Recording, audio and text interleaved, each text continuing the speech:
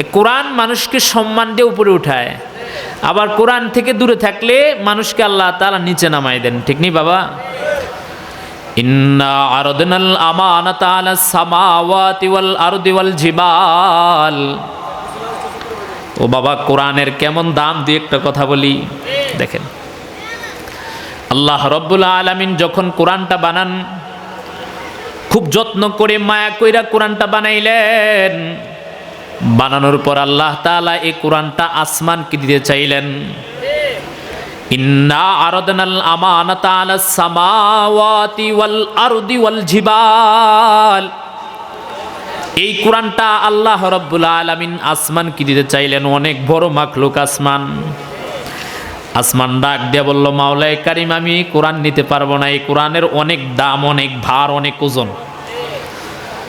আল্লাহ রাব্বুল আলামিন এই কোরআনটাকে জমিনকে দিতে চাইলেন। জমিনকে বললেন যে জমিন তুমি নাও, এই কোরআনটা তুমি গ্রহণ করো। জমিন ডাক দিয়ে বলল, মাওলায়ে কারীম, আমি জমিনকে যদি এই কোরআন দেওয়া হয় তাহলে আমি এই কোরআনের ভার বহন করতে পারবো না। আল্লাহ রাব্বুল আলামিন এই কোরআনটা পাহাড়কে দিতে চাইলেন। পাহাড়ও ডাক দিয়ে বলল, গো আল্লাহ, আমি পারবো না, এত দামি কোরআন আমি বহন করতে পারবো না। ও বাবা, একটাবার উপরের দিকে তাকাইয়া দেখেন, ডানে তাকাইলেও দেখবেন আসমান, বামে তাকাইলেও দেখবেন আসমান, সামনে পিছনে তাকাইলে উপরে শুধু আসমানই দেখা যায়। এত বড় আসমান বলে, ওগো আল্লাহ, এই কোরআন আমার পক্ষে নেওয়া সম্ভব না, এত ভারী কোরআন আমরা নিতে পারবো না।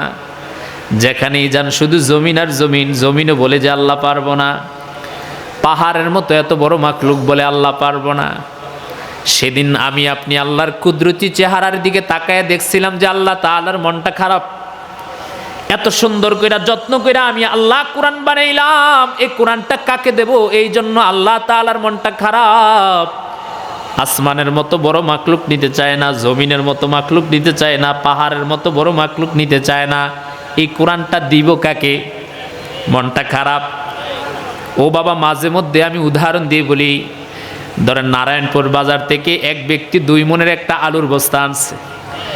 আনার পরে রিক্সা ড্রাইভার দিয়ে আইনা স্কুলের সামনে নামাই দিস। রিক্সা ড্রাইভার বলে, কাকা আর সামনে যাবে না, রাস্তা ভালো না, এই আলুর বস্তা আপনি মাথায় করে বাড়িতে নিয়ে যান। মুরব্বী লোকটা ডাক দিয়ে বলে, বাবা, এটা আপনি কি বললেন? 2 মনের আলুর বস্তা আমি বাড়িতে কিভাবে নিয়ে যাব? একটু কষ্ট করে আপনি মাথায় করে বাড়িতে নিয়ে দিয়ে আসেন। রিক্সা ড্রাইভার ডাক দিয়ে বলল, কাকা, আমি যদি এই 2 মনের আলুর বস্তাটা আপনার বাড়িতে মাথায় করে নিয়ে দিয়ে আসি, তাহলে আজকে সারাদিন আমি আর রিক্সা চালাইতে পারবো না, আমার ঘাড় ব্যথা হয়ে যাবে। রিক্সা ড্রাইভারকে ডাক দিয়ে বললেন, ভাই, আপনি একটু দাঁড়ান, আমি আমার সন্তানদেরকে খবর দিতেছি। লোকটা তার 3টা সন্তান, একটা সন্তানের বয়স হলো 20 বছর, আরেকটা সন্তানের বয়স 15 বছর, আরেকটার বয়স 8 বছর। 3টা সন্তানকে বাড়িতে ডাক দিয়ে পাঠাইলেন, ও বাবারা, তোমরা কোথায়? স্কুলের সামনে 2 মনের একটা আলুর বস্তা আনছি, বাড়িতে নেওয়া লাগবে, তোমরা তাড়াতাড়ি আসো। 3জন সন্তান দৌড়িয়ে গেল। যাওয়ার পরে বড় ছেলেকে বলল, বাবা, তুমি এই আলুর বস্তাটা বাড়িতে মাথায় করে নিয়ে যাও। ও বাবা, একটু মনোযোগ দিয়ে শুনবেন কি বলি। বড় ছেলে ডাক দিয়ে বলল, বাবা, আজীবন ঢাকা শহরে পড়াশোনা করছে, জীবনে 10 কেজি মাথায় নেই নাই, আজকে 2 মনের আলুর বস্তাটা কিভাবে মাথায় করে বাড়িতে নিয়ে যাব? এটা আমি পারবো না। বাবার মনটা খারাপ হয়ে গেল। রিক্সা ড্রাইভার নিতে চায় না, বড় ছেলে নিতে চায় না। এবার মেজো ছেলেকে ডাক দিয়ে বলল, বাবা, তুমি নিয়ে যাও। মেজো ছেলেও ডাক দিয়ে বলল, বাবা গো, ও বাবা, যেখানে বড় ভাই পারবে না, রিক্সা ড্রাইভার পারবে না, সেখানে আমি কিভাবে পারবো? আমিও নিতে পারবো না, এই 2 মনের আলুর বস্তা মাথায় করে আমার নেওয়া সম্ভব না। 8 বছরের ছোট ছেলেটা বাবার চেহারার দিকে তাকায় দেখে বাবার মনটা খারাপ হইয়া গেছে, কিভাবে আলুর বস্তা বাড়িতে নিয়ে যাবে।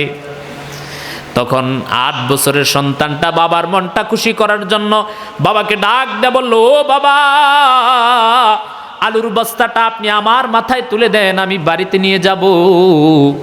ও বাবা, আপনাদের কাছে একটা প্রশ্ন, 8 বছরের বাচ্চার পক্ষে কি 2 মনের আলুর বস্তাটা বাড়িতে নেওয়া সম্ভব?